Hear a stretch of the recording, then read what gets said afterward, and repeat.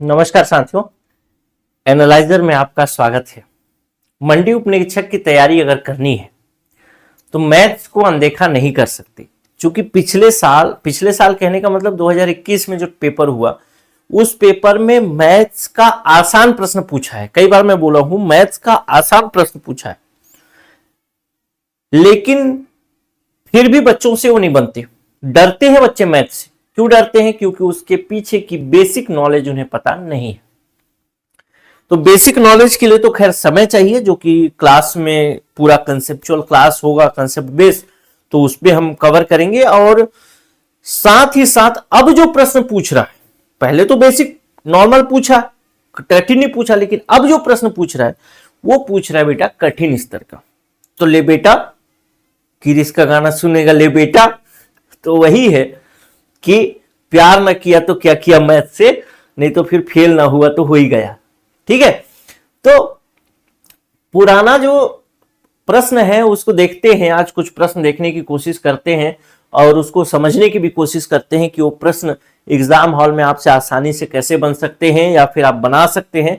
वैसे मैथ्स में चाहे कोई भी विषय हो, आसान कुछ भी नहीं होता जब तक आप उसके पीछे के कंसेप्ट को नहीं जानते। यानी आपको कोई ऐसा न मिल जाए जो आपको मैथ से मोहब्बत करा दे, तब तक ये समाधान नहीं हो सकता। कोई भी विषय हो तो उसमें घुसना पड़ता। कहता है कोई धन साधारण ब्याज की दर से 20 वर्ष में 4 गुना हो जाता है। ब्याज की 20 वर्ष में 4 गुना हो जाता है। ब्याज की वार्षिक दर बताइए क्या होगा। तो देखते हैं, कोई धन साधारण ब्याज की दर से 20 वर्षों में 4 गुना हो जाता है। मान लेता हूं, नॉर्मल आप लोग जो मानते हैं कि वो धन x है, तो अगर 20 वर्ष बाद हो जाएगा तो 4 गुना हो जाएगा, यानी 4x हो जाएगा। ठीक, कोई धन x है तो 20 वर्ष बाद वो कितना हो जाएगा? 4 गुना हो जाएगा, यानी 4x हो जाएगा। अब कोई साधारण, हाँ ठीक, तो साधारण ब्याज का फॉर्मूला क्या होता है? होता है मूलधन गुणे दर गुणे समय बटा 100। ये होता है, बराबर निकलता है ब्याज। तो यहां पर मूलधन क्या है? x है, x ए वाला लिख लो, x है, गुणे दर निकालना है, गुणे समय दिया है 20 साल बटे 100। अब बराबर कितना हो जा रहा है? 4x हो जा रहा है। कैलकुलेट कर देंगे अगर, तो मैं इसको और इसको गुणा कर देता हूं तो कितना हो जाएगा? x और गुणे 20 का करूंगा तो इधर 20x हो जाएगा, इधर हो गया 20x गुणे दर, बराबर हो जाएगा 100 का 4x में गुणा हो जाएगा तो 400x। फिर ये दर इधर ही रह जाएगा। अब इस 20x का गुणा हो रहा है तो 400x बटे 20x, तो x से x कैंसिल, 20 से कम 20, 20 दूना 40, 0, यानी ये आ जाएगा 20%। ठीक, 20% आ गया। लेकिन अगर आप x से नहीं करना चाहते तो भी देख सकते हैं। x से अगर नहीं करना चाहते तो बहुत आसान है। मान लेता हूं कि कोई धन कहता है, कोई धन जो है वो मान लेता हूं मैं 100 रुपए है, 100 रुपए मान लिया। अगर 20 साल बाद वो कितना हो जाएगा? 4 गुना होगा, यानी 400 रुपए हो जाएगा। ठीक है, 400 रुपए हो जाएगा। तो कर देता हूं, मूलधन करता हूं, मूलधन हो गया 400 रुपए, 100 रुपए, गुणे दर हमको निकालना है, दर को मैं r लिख देता हूं, 100 गुणे r दर गुणे समय 20 बटा 100। 4 वर्ष बाद कितना हो जाएगा? 4 गुना यानी 400 हो जाएगा। इस 100 को उधर ले जाऊंगा, r को इधर ही रखूंगा, तो r को इधर रख लिया, इधर ले गया 400 गुणे ये वाला 100 चला गया तो 100 हो गया। ये वाला 100 यहां गुणा हो रहा था तो नीचे आ जाएगा 100 गुणे ये वाला 20 भी यहां गुणा हो रहा है तो नीचे 20 आ जाएगा। ये 100 से 100 कैंसिल हो जाएगा, 20 से कम 20, 20 दूना 40, यानी यहां पर भी आ गया 20%। अब आपको लग रहा होगा कि भैया उत्तर में तो 20% कहीं है ही नहीं, तो उत्तर में 20% नहीं है, इसीलिए तो ये प्रश्न विलोपित हो गया है मेरे दोस्त।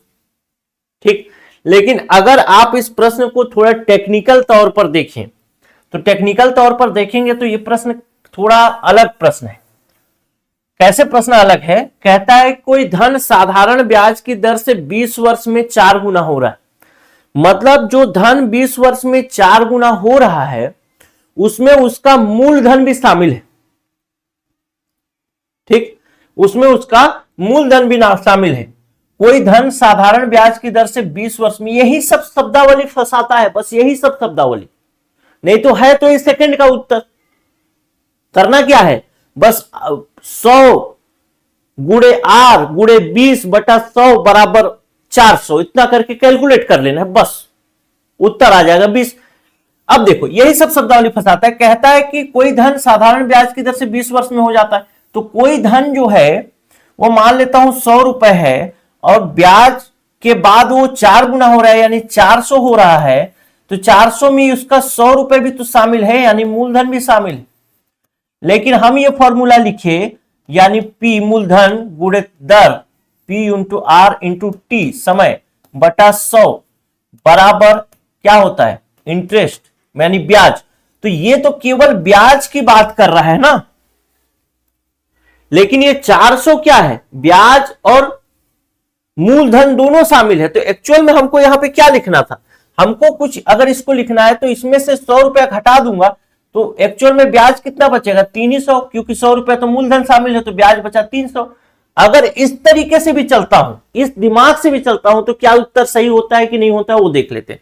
तो मान लेता हूं P कितना हो गया, P 100 रुपए गुणे R हमको निकालना है गुणे T तो दिया है यार, T दिया है 20 वर्ष बटे 100 और इंटरेस्ट कितना बना 300 बना, क्योंकि 100 रुपया मैं उसमें से निकाल दिया तो 300। ठीक, अब यहां पे R बराबर कितना हो जाएगा, R बराबर हो जाएगा 300 गुणे 100 और ये वाला 100 नीचे आ जाएगा, ये वाला 20 भी नीचे आ जाएगा। ठीक, तो 100 में से 100 कट गया, 20 से कम 20, 20 से कम 20 और 20 एकम 20 और 10 बचा, 20 पंचे 100 यानी 15%। इसमें भी अगर देखेंगे तो 15 ही % आ रहा है। तो दोनों ही तरीके से गलत ही है। अगर चाहता तो व्यापम अगर ये वाला ऑप्शन ले लिया रहता तो यहां पे बच्चे घूम सकते थे। तो इन सब छोटी छोटी चीजों को आपको ध्यान रखना पड़ता। दूसरा प्रश्न देखते हैं, कितना आसान प्रश्न था ये, लेकिन कई बच्चों से बनेगा ही नहीं। ठीक, विलोपित कर दिया वो अलग बात है, लेकिन बनना तो चाहिए ही चाहिए। अगला प्रश्न कहता है यदि 60 वस्तुओं का क्रय मूल्य 40 वस्तुओं के विक्रय मूल्य के बराबर हो तो लाभ प्रतिशत कितना होगा। इतना आसान प्रश्न है, बनेगा नहीं, इतना भी जान रहा हूं मैं, आसानी से नहीं बनता। कैसे होता है, कहता है यदि 60 वस्तुओं का क्रय मूल्य 40 वस्तुओं के विक्रय मूल्य के बराबर है तो लाभ प्रतिशत कितना होगा। तो देख रहे हैं कि 40 वस्तु का जो विक्रय मूल्य है और 60 वस्तु का क्रय मूल्य है, तो हम इसमें से घटा देंगे कितना, 20 आ जाएगा और 40 का 20% 40 का कितना होगा तो 50%। ऐसा उत्तर ला सकते हैं। लेकिन चलो और थोड़ा आपके दिमाग को खोलने की कोशिश करता हूं। मान लेता हूं मेरे पास 100 रुपए है, सॉरी 600 रुपए है। 600 रुपए ही क्यों ले रहा हूं, क्योंकि 600 60 से भी कट जाएगा और 40 से भी कट जाएगा। ठीक, 600 रुपए है। अभी 600 को नीचे लिख लेता हूं ना, थोड़ा आसान रहेगा, थोड़ा जगह मिलेगा मेरे को, नहीं चलो छुप जाएगा ना, चलो यहीं पे लिख दो। 600 रुपए है। ठीक, 600 रुपए में मैं 60 वस्तु क्रय करता हूं, 60 वस्तु का क्रय मूल्य। ठीक, 60 वस्तु का क्रय मूल्य, तो मैं 60 वस्तु क्रय करता हूं तो कितना, एक वस्तु का मूल्य कितना पड़ा, 10 रुपए। ठीक, और इसी 600 रुपए में 600 रुपए में मुझे कब मिलेगा, जब मैं 40 वस्तु बेच दूंगा। तो यहां पे 40 कर दिया, कितना हो गया, एक का 15 रुपए। अब यहां से आपको प्रतिशत निकालना ही नहीं है। 10 रुपए में खरीदा, 15 में बेच दिया, 50% का लाभ हो गया, क्योंकि लाभ हमेशा क्रय मूल्य पर होता है, इसीलिए 50% का हो गया। अगर आप चाहो तो इसको X, Y, Z कुछ भी करते रहो, बनाते रहो, फ्री रहो। ठीक, कंसेप्ट के साथ नहीं चलोगे तो ले बेटा किरिस का गाना सुनेगा हो जाएगा। ठीक है, तो उसको ध्यान रखिए। अगला कहता है एक समानांतर चतुर्भुज के सम्मुख कोणों का जोड़ा जो है उसका एक जो अंश है वो कहता है 5x गुणे 5x माइनस 10 अंश है। दूसरा जो कोण है वह 2x माइनस 110 अंश है। तब x का मान ज्ञात करें। सबसे पहले तो पता ही होना चाहिए कि समानांतर चतुर्भुज क्या है। ये पूरा रेखा और कोण से संबंधित प्रश्न है। ये वाला रेखा और कोण का एक और प्रश्न है इसमें। समानांतर चतुर्भुज मतलब सब समान अंतर पे कटे हों। तो मैं ऐसा एक चतुर्भुज बना लेता हूं और मैं मान लेता हूं कि ये समानांतर है। ठीक, मतलब इसकी दूरी और इसकी दूरी बराबर है, इसकी दूरी और इसकी दूरी बराबर है।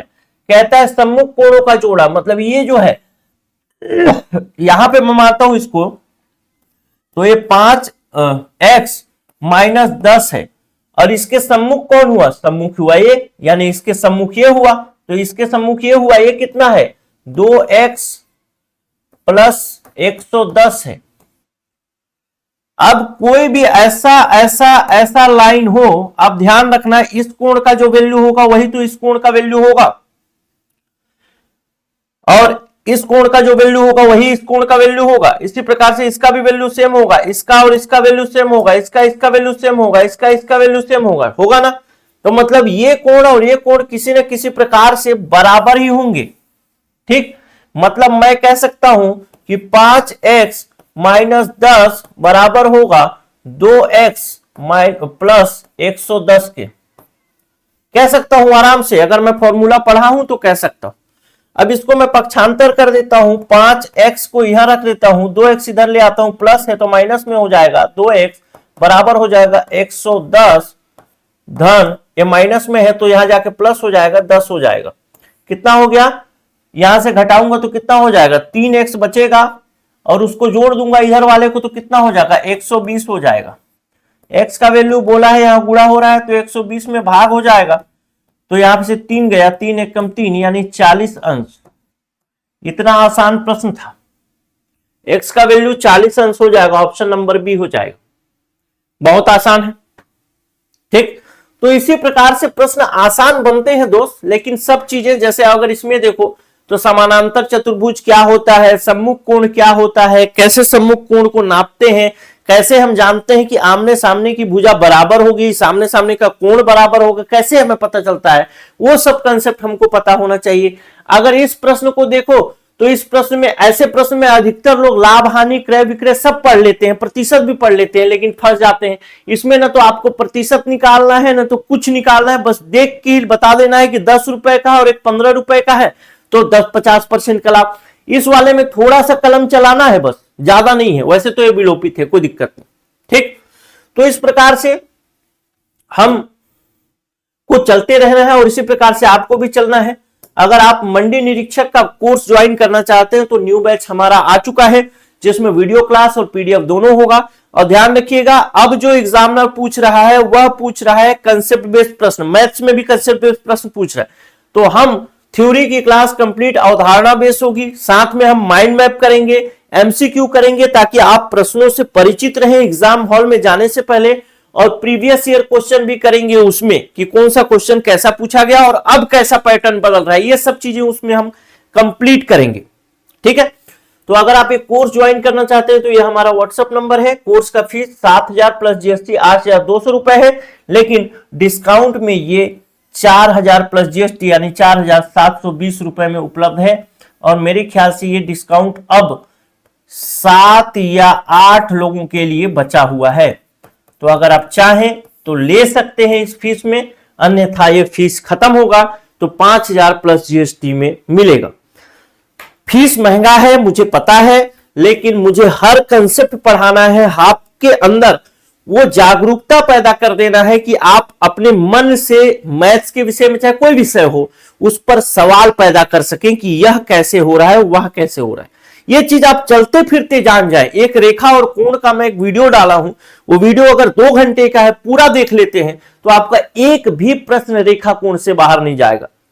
एक वीडियो और आएगा जो कि वो होगा चक्रीय चतुर्भुज की अवधारणा, वृत्त वाला अवधारणा वाला, वही बस एक ठो बचेगा, बाकी सब चीजें कवर हो जाएंगी उसी वीडियो में।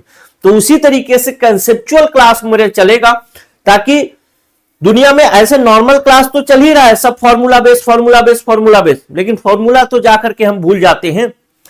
थोड़ा मोड़ा फॉर्मूला मुझे याद रह जाएगा, लेकिन जब उस फॉर्मूला के पीछे की कहानी मुझे पता चल गई तो मुझे फॉर्मूला भी याद करने की जरूरत नहीं, तो हमारी क्लास उस तरीके की चलेगी। इसलिए फीस थोड़ा महंगा है, लेकिन जिनको निकालना है उनके लिए बहुत कम फीस है। नमस्कार।